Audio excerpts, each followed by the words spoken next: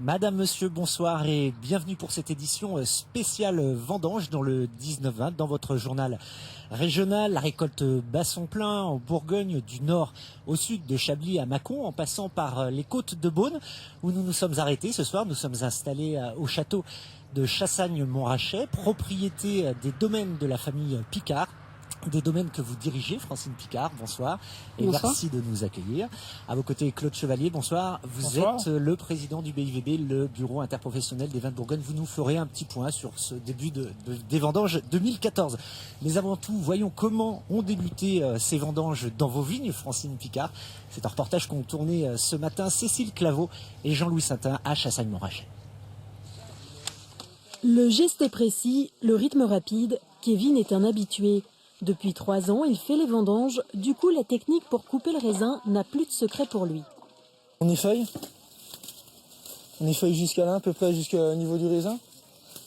Après on prend le cicata, puis on ramasse tout le raisin qu'il y a sous le pied. Nathan a commencé il y a 2 jours. Aujourd'hui, il est porteur et avec 30 kilos sur le dos, il faut trouver la bonne position pour ne pas se faire mal. Il faut se tenir bien. Déjà, être droit, parce que dès qu'on se penche trop en avant, trop en arrière, ça le casse le dos. Le travail est souvent difficile, mais pour motiver les troupes, Sarah, qui vient d'Italie, n'hésite pas à pousser la chansonnette. Vorrei vivere così, col sole in fronte. J'aime être avec l'équipe. Pourquoi c'est un bon travail si tu as une bonne équipe pour chanter, pour rester dans la nature. Sur cette parcelle, c'est du premier cru de chardonnay qui est récolté. Les vendanges se font à la main pour obtenir une meilleure qualité et une fois ramassées, les grappes sont triées. Nous enlevons sur la table de tri tout ce qui est feuilles, pétioles, tout ce qui est grappes qui sont atteintes par la pourriture. Tout ce qui est verjus, donc les raisins qui ne sont pas mûrs. Donc tout ça, nous le mettons de côté. Nous ne le mettons pas dans le pressoir. Les raisins sont pressés pendant 2h30 puis mis en cuve. Mais avant de pouvoir déguster ce vin, il faudra encore attendre quelques années. Alors Francine Picard, on le voit, il y a de la bonne humeur pendant ces vendanges. Le soleil, il y est pour quelque chose. C'est un vrai atout, ça, pour les vendanges, d'avoir le soleil. C'est sûr que c'est l'inverse, c'est plus dommage, mais oui, le soleil c'est très bien et pour l'humeur et pour la vigne. Et alors pour la vigne justement, est-ce que les grains ne sont pas un peu trop chauds? Est-ce que ça a une incidence ensuite pour la vinification? Parce qu'il fait même chaud en ce moment. Il fait chaud, tout est relatif, hein. Il fait autour de 20, 22 degrés, 25 degrés, donc ça va encore, on est mi-septembre. Non, c'est très bien, c'est une très bonne température, c'est plus agréable de récolter quand il y a du soleil, quand il pleut, parce qu'on récolte toujours autre chose quand il pleut, donc on est plutôt très satisfait, on va pas se plaindre après cet été. C'est vrai. Vous avez plusieurs domaines, on l'a dit, 5 domaines répartis entre la côte de Beaune, la côte chalonnaise. Est-ce que les vendanges ont démarré partout au même moment? Comment vous décidez en fait? Alors ça dépend des gens, mais nous on fait un petit peu de créments, donc on a commencé la semaine dernière par des créments qui se récoltent à des maturités inférieures, et ensuite on a fini par quelques parcelles de la côte chalonnaise la semaine dernière, et là on enchaîne sur quelques parcelles qui sont bien à maturité sur la côte de Beaune, donc les deux sont en parallèle à ce jour. Avec combien de vendangeurs là? On a 3 équipes d'une trentaine de vendangeurs à chaque fois. Et qui travaillent sur l'ensemble des domaines, ou bien ils sont un peu spécialisés, j'allais dire? Non, on les répartit, on a 2 équipes sur la côte chalonnaise et puis une équipe sur la côte de Beaune. La proportion de blanc, de rouge, comment c'est? Sur l'ensemble du domaine, on est à peu près à 60% de rouge et 40% de blanc. Sachant que sur le domaine de Chassagne-Montrachet, on est principalement en blanc avec des appellations Chassagne, Saint-Aubin et Puligny qui sont des appellations de blanc.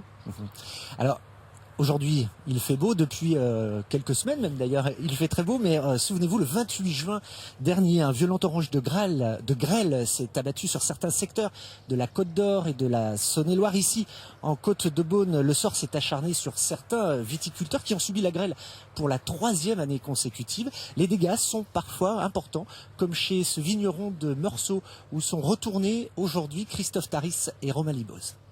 Vous faites attention, c'est du premier cru.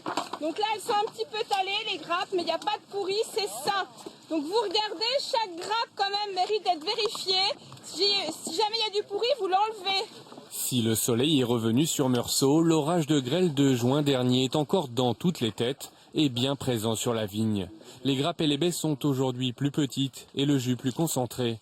Il faut faire attention à ne pas laisser de pourri et surtout devant ce faible rendement, tout ramasser. Faut rien oublier.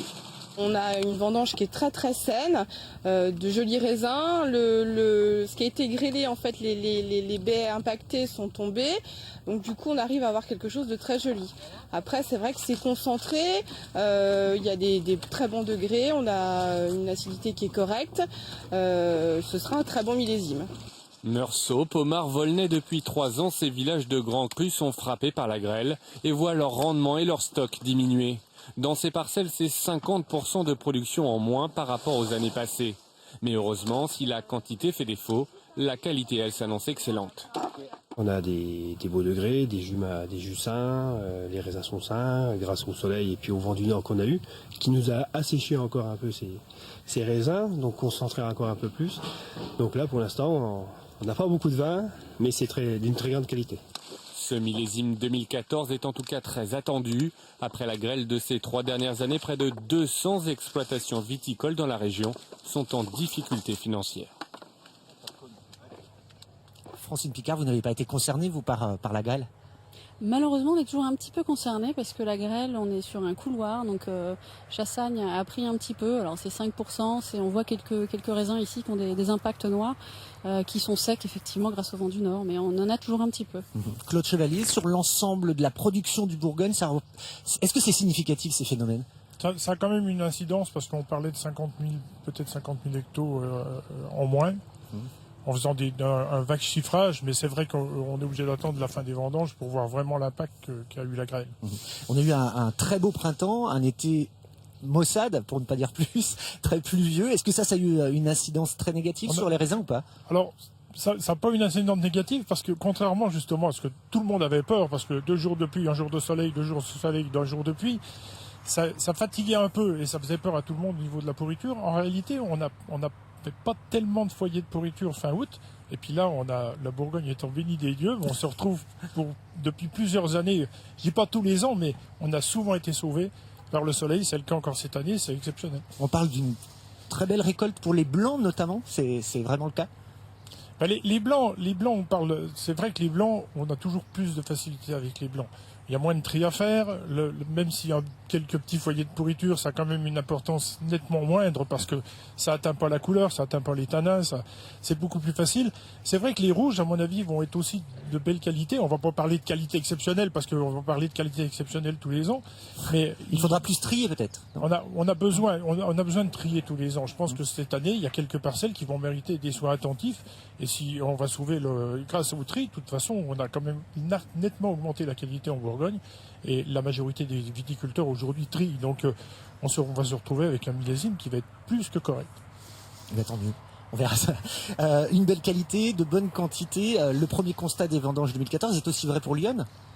Je pense un peu. Alors j'ai entendu dire qu'à Chablis, il n'y avait pas autant de rendement qu'une année normale. Écoutez, je vous propose de regarder le reportage quand on est Nathalie Baffert et Claude Eudes. Là-bas, a priori, tout le monde a le sourire. Regardez. Comme chaque année, ce sont les grands crus qui ouvrent la campagne des vendanges. Ces terroirs d'exception sont les mieux exposés et arrivent donc en premier à maturité. Le geste doit être assuré et particulièrement précis. La plupart des vendangeurs sont des habitués. Là, c'est sympa, on a des belles grappes. Ouais. C'est valorisant de bosser dans des parcelles comme ça? Ah ben oui, parce qu'on se dit qu'il y a quelque chose à la fin, donc au moins on coupe pas pour rien, quoi. Surtout quand on est dans du grand cru, qu'il y a des belles grappes, ça donne une bonne image pour le domaine, quoi. De belles grappes et en quantité, la récolte s'annonce bien meilleure que les 2 dernières années, au moins 15% de plus que l'an dernier, et c'était loin d'être gagné il y a encore 2 semaines. On a eu un mois de septembre, une arrière-saison qui était très belle. Donc finalement, ça a été très très bien. Partout, vous avez plus de raisins que l'année dernière. Donc c'est une belle année. C'est une belle année, oui. C'était une belle année qui s'annonce. Ces grands crus seront vinifiés dans chaque domaine, mais un quart du Chablis, issu de parcelles moins prestigieuses, arrive à la coopérative. Chaque vigneron amène un échantillon du mou, tout juste pressé. Il est immédiatement analysé. Donc on va déguster. On va vous dire ce qu'il en est. Donc ce qu'on a pu déguster déjà, ça prouve déjà un beau millésime avec une belle maturité. On a des belles rondeurs. En acidité, on a une acidité assez présente. Donc en général à Chablis, on aime bien l'acidité présente et naturelle. Donc jusqu'à maintenant, on a des beaux équilibres. Donc ça nous laisse augurer un beau millésime 2014. Le cru 2014 s'annonce donc excellent. Les vignerons espèrent juste que le beau temps se maintiendra jusqu'à la fin des vendanges. Alors, belle qualité. On se souvient qu'on a parlé de récoltes déficitaires en quantité en 2010, en 2012, en 2013. Cette année, est-ce que ce sera le cas encore, Claude Chevalier? Dans certains cas, c'était 4 ans de suite, effectivement. Cette année, je pense qu'on aura une belle récolte, même s'il y a quelques parcelles qui ont un peu souffert au niveau du printemps, mais c'est vraiment marginal. Mais on n'est quand même pas devant une récolte énorme. On est devant une très belle récolte, mais pas... Un retour à la normale, quoi. Oui. Vous êtes d'accord, Francine Picard, pour votre propre domaine? Non, c'est la question de normalité, c'est effectivement... Quelle est la normalité, justement? Voilà, c'est un autre thème. Non, nous on est très satisfaits en tout cas des qualités qu'on rentre, et notamment sur les blancs qu'on a rentrés aujourd'hui sur Chassagne. Ce que je n'ai pas dit, c'est des vignes en biodynamie, mais c'est vrai que ça rend très joli, des beaux degrés, des acidités qui avaient chuté mais qui sont encore présentes. Donc ça devrait faire une très belle qualité de blanc. Je ne peux pas parler des rouges, on n'en a pas encore rentré. D'accord. On parle de l'exportation en baisse. Les vins de Bourgogne, ils sont boudés maintenant dans le monde. Il y a eu une petite baisse qui a été due surtout à la hausse à cause du peu de vin de l'année dernière. Les prix ont augmenté à la viticulture pour les ventes au négoce. Et ça a forcément eu une incidence. Alors moi, comme je dis souvent, j'ai jamais vu personne content d'avoir des prix qui augmentent. Donc je pense que la baisse est peut-être due aussi. Je l'ai dit à midi avec Louis-Fabrice Latour. Lors de votre je lui dis conférence de presse, peut-être que les gens ont moins acheté parce qu'ils se sont dit les prix ont augmenté, on a encore un peu de stock, on va pas acheter autant tout de suite, on va attendre un peu. Donc, mais ça ne veut pas dire que la baisse des Bourgognes, les gens ont consommé moins de Bourgogne. Ou alors ils ont acheté trop de Bordeaux trop cher il y a quelques temps et ils ont du mal à s'en remettre pour l'instant. Et ils vont bientôt se rattraper. Alors c'est dans ce contexte de vendange que l'on vient d'apprendre la vente du château de Pommard, l'acquisition du château de Gevrey-Chambertin. On s'en souvient, par un Chinois, avait créé une certaine émotion. Alors cette fois-ci, c'est un riche entrepreneur américain qui s'est porté acquéreur du château de Pommard. Le montant de la transaction n'a pas été révélé. Voici les précisions d'Isabelle Rivière et de Christophe Gaillard. Cela faisait 10 ans que Maurice Giraud était propriétaire du château de Pommard. Désormais, le domaine, qui compte en réalité 2 châteaux et un clos de 20 hectares de vignes, plus grand monopole privé de Bourgogne, appartient à Michael Baum, un des patrons emblématiques de la Silicon Valley. À 73 ans, Maurice Giraud, en concertation avec ses enfants, a eu envie de passer la main, mais pas à n'importe qui. Il y a plusieurs façons d'expliquer ce choix. D'abord, je pense qu'il y a le choix par rapport au potentiel d'acquérir le château, parce que bien évidemment, un château, un lieu comme ça fait beaucoup d'envieux et tout le monde, il a eu beaucoup de propositions, j'imagine, mais qui ne correspondaient pas à ses valeurs et à son éthique. Vieux de 300 ans, le château de Pommard est aujourd'hui un site no touristique de premier ordre.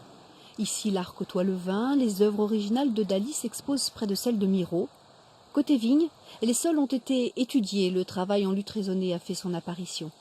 En 10 ans, le projet de Maurice Giraud a permis au château de se métamorphoser, une évolution qui devrait perdurer avec le nouveau propriétaire.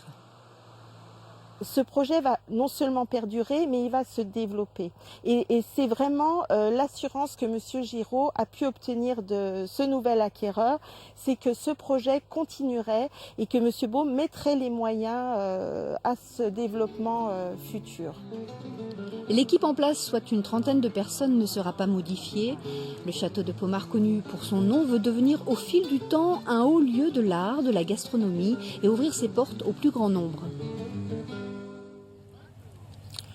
Claude Chevalier, faut-il regretter ces investissements ou étrangers ou au contraire s'en féliciter? On peut les regretter, on peut s'en féliciter. Je crois que de toute façon, sur des domaines comme le château de Pommard, où on a parlé du Clos des Lambrets il n'y a pas très longtemps, il n'y a pas de viticulteurs qui peuvent se permettre d'investir dans des domaines de cette taille. Le Clos des Lambrets était allemand, il est devenu français. Le château de Pommard était français, il devient américain. c'est des transactions énormes, mais ça concerne quand même qu'une minorité du vignoble bourguignon. Donc ça fait partie du jeu. Francine Picard, vous avez investi ici en 97 au château de Chassagne-Montrachet. Cet investissement, en fait, il faut toujours le faire évoluer. C'est pour ça que vous vous tournez vers la biodynamie notamment. Il faut faire vivre ces domaines rapidement. Je crois je crois pas que c'est trop de rapport entre l'investissement sur un bâtiment et des vignes, et puis ensuite la méthode culturelle. La méthode culturelle, la biodynamie, c'est vraiment un sentiment, une façon de penser les choses, d'avenir, je pense. Et l'investissement, faut jamais le regretter. C'est un beau bâtiment, on fait de l'accueil œnotouristique, et c'est aussi l'avenir de la région. Merci beaucoup en tout cas de nous avoir accueillis ici. Bonne vendange à vous. Voilà ce qu'on pouvait dire sur ce début de récolte 2014. Je vous propose de voir le reste de l'actualité avec Lise Riger en direct de nos studios de Dijon.